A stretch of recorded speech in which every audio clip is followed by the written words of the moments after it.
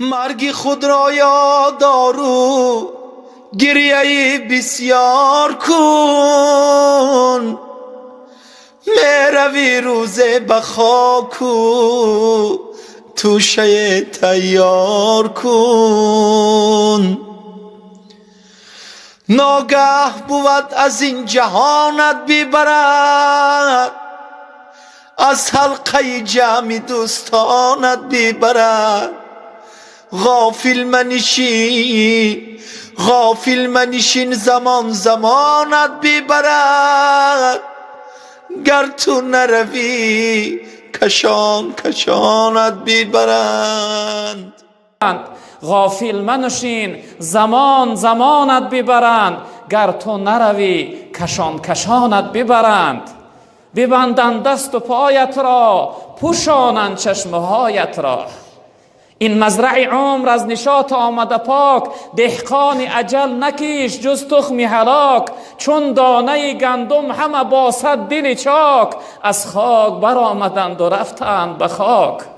کجا شد سروری اولاد آدم، کجا شد احمدی محمود خاتم، کجا شد عامه معراج افلاک، به یثرب رفت زیر پرده خاک.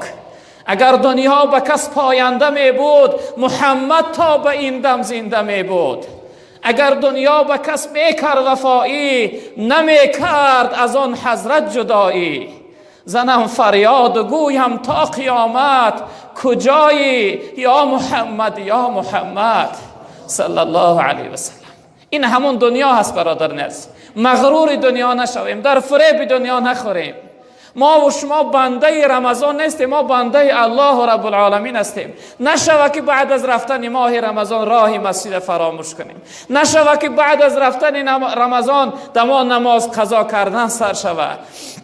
نشوه که بعد از رفتن رمضان، بعد از اینکه خداوند ما را پاکیزه از گناه کرد، دوباره خود را آلوده و بدبخت رسوا بگردانیم. برادران عزیز و بزرگوار، این تعلیمات پیغمبر بزرگوار برای ما باید یک درسی بزرگی باشه. زندگی بکن، هر نوع میخواهی زندگی بکن، اما فراموش نکن که روز زندگی تو به پایان میرسه. زندگی تو ادا میشه و تمام میشه. این دنیا را پسی سرگ میکنی، ترک میکنی، به سوی لقای پروردگار، به سوی دیدار پروردگار، به سوی محضر رب العالمین برای جواب گفتن حتما بازگشت میکنی.